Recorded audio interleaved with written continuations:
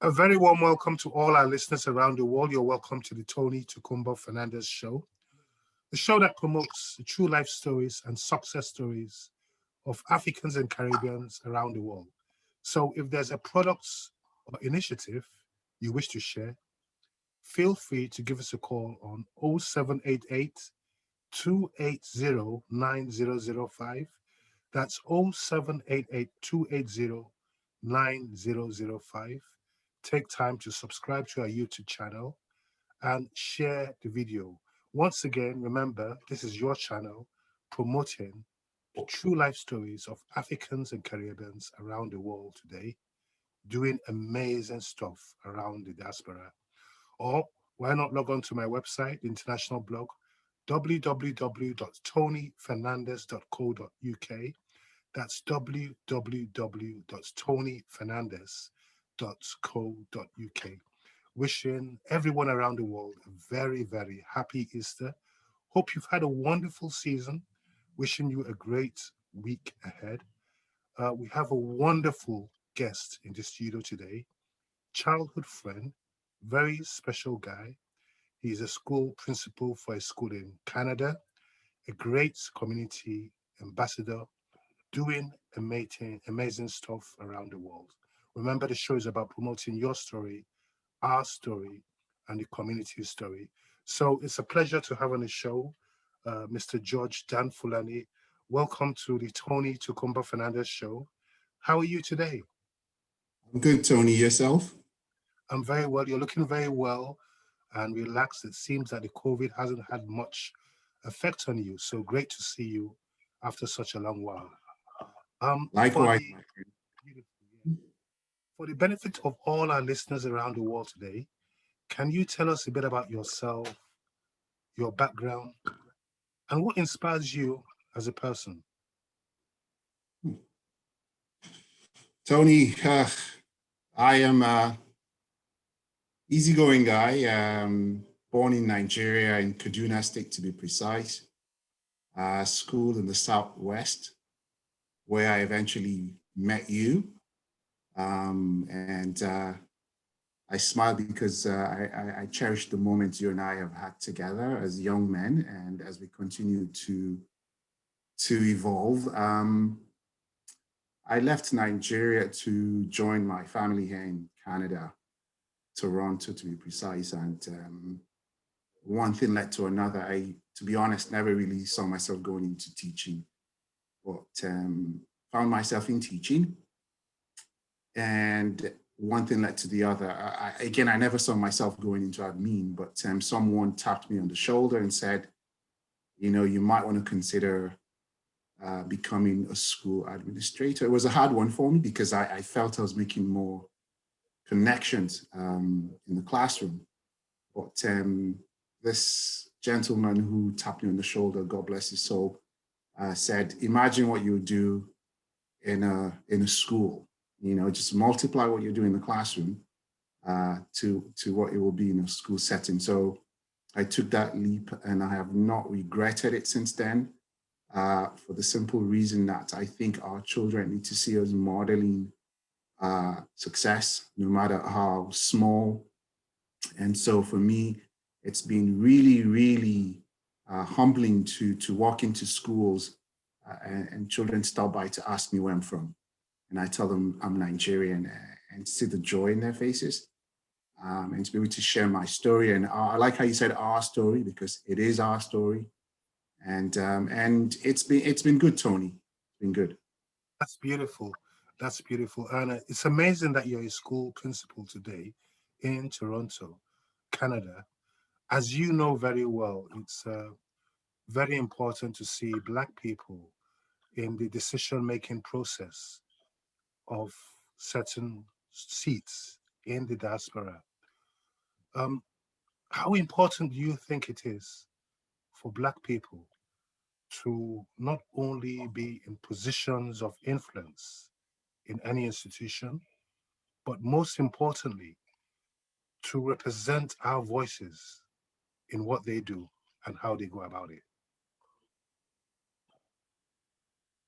That's a very, very deep question, Tony. I think, to be honest, you've got to see what you're dreaming, right? To believe that it can come to fruition. Canada is a lovely country, but having said that, people who look like me are still in the minority when it comes to positions of influence. For example, it is sad to say that I'm the only male Black elementary principal in my school board. And my school board happens to be the largest publicly funded Catholic school board in the world. So when you begin to look at where we were and where we've come to, I think there's a need for me and others like me to keep trying and pushing as much as we can so that the children who look like me and you can aspire. I don't know about the UK, but over here in Toronto, we do have a lot of boys who are no longer interested in reading that much. Even more so in the BIPOC community. So for me, going into classrooms to read and spend time talking to the students and sometimes teaching them, if the teachers allow me to, allows them to see that it's possible, no matter who you are, no matter where you're from, no matter what your accent is, no matter how you dress. What really matters is the ideas that you've got to share that will make our communities a better place, not just for children that look like me, but for everybody. So I think it's very important that children look to people like you and I and see us in the corridors of decision making, and that we're at that table where decisions are made, whether it be hiring practices, whether it be ideas about how we lead our communities.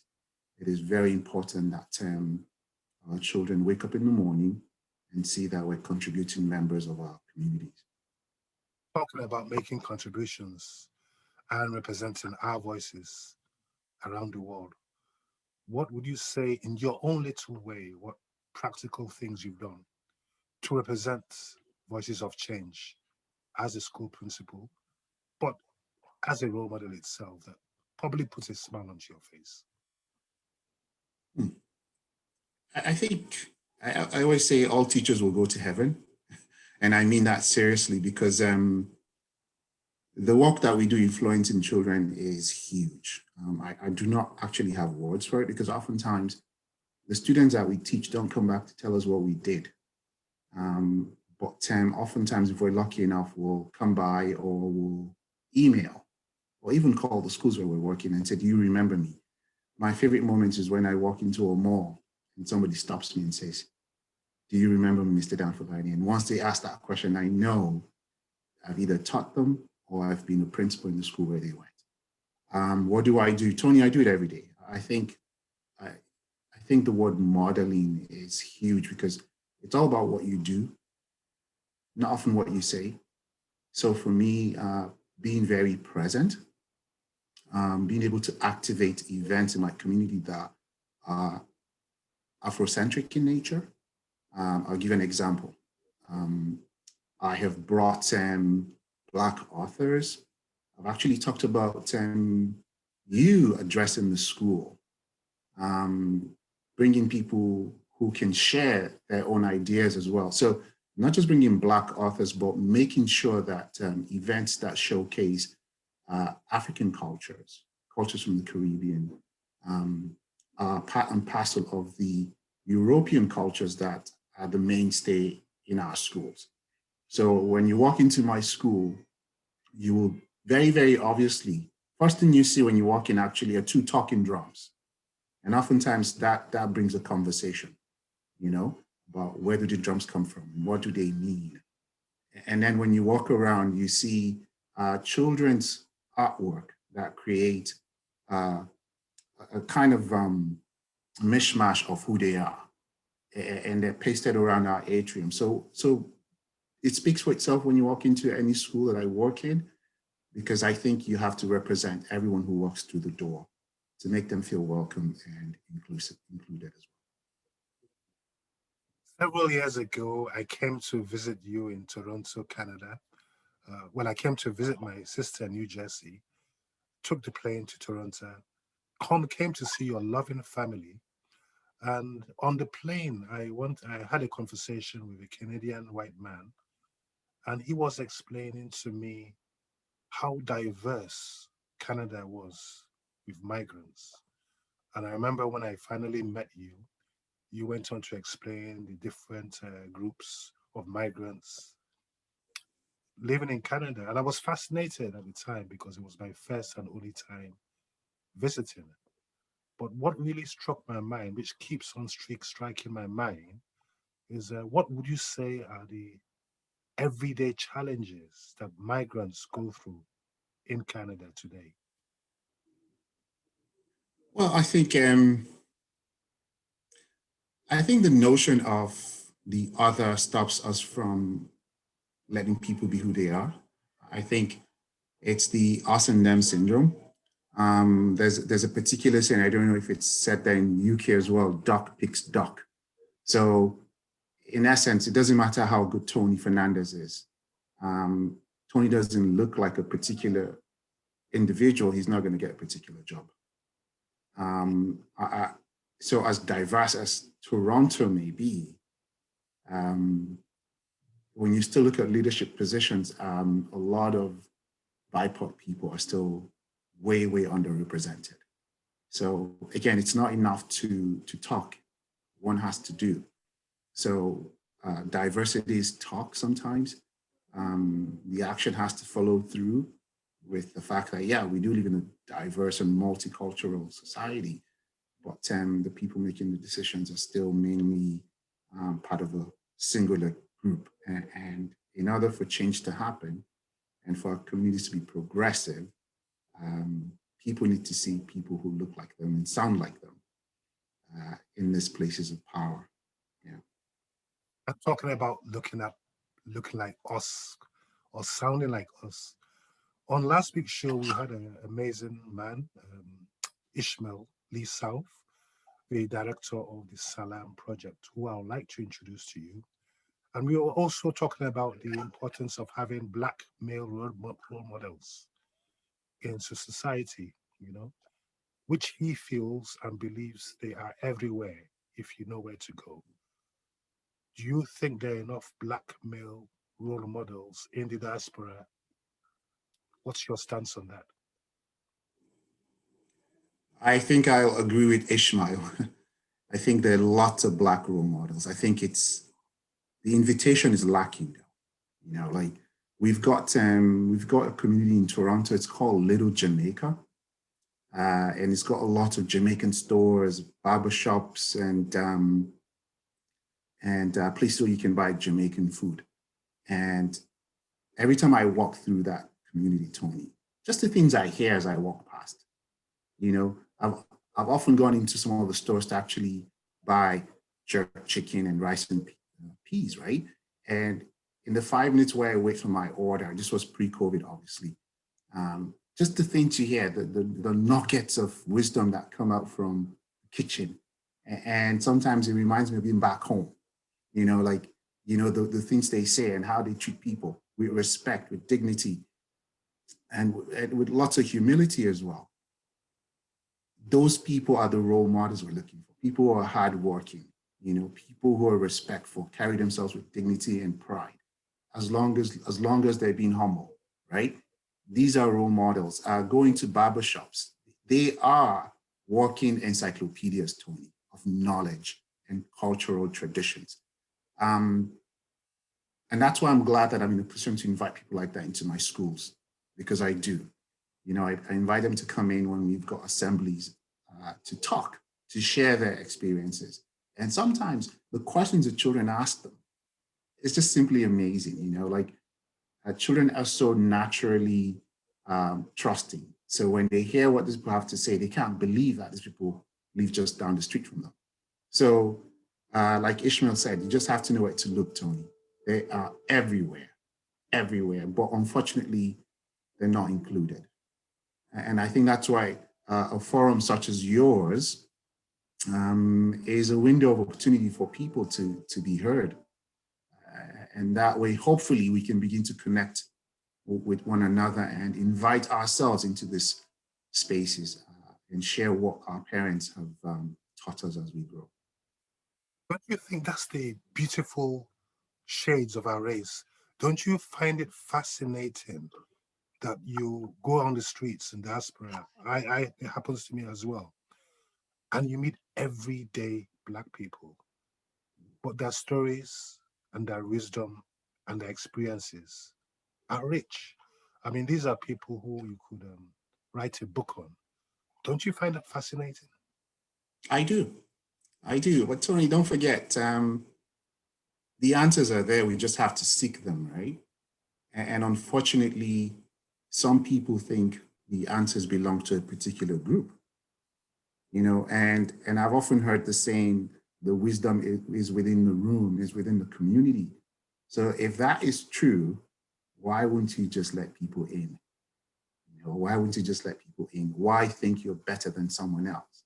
Because I've often felt that the bane of our society as humans is that notion that I'm better than Tony, So every morning I tell my students, do not think you're better than anyone, and don't let anyone think they're better than you, because we all come with our gifts, every single one of us.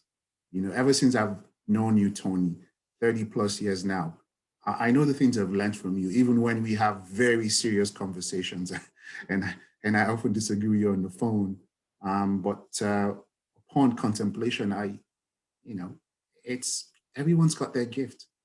And until we begin to listen to people and acknowledge their stories, we're just going to keep spiraling in the same spot. So it's important that, again, people are listened to and people are brought to the table, and not looked down on because of where they're from or who they are or what their social demographic is, because I do find that as well. Even amongst us, unfortunately, sometimes that social demographic comes into play, and but the table has to be big enough for everyone. I think it is.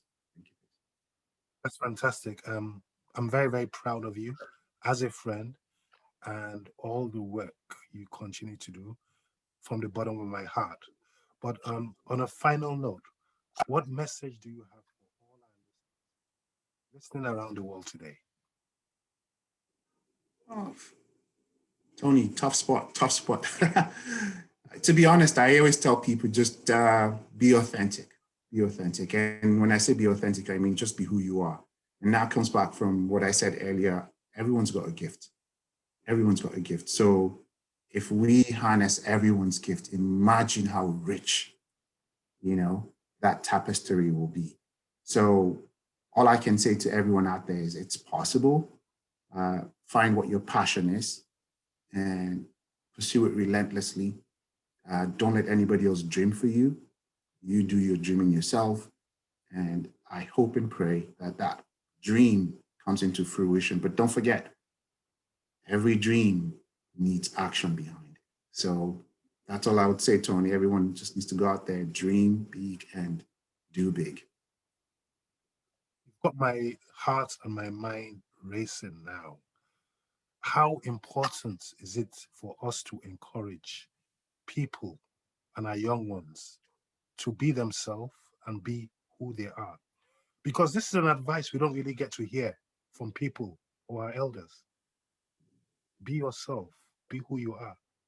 This is something we rarely hear. How important is it to carry that simple message?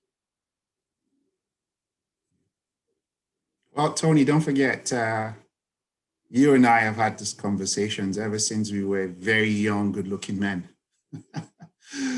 Our parents dream for us.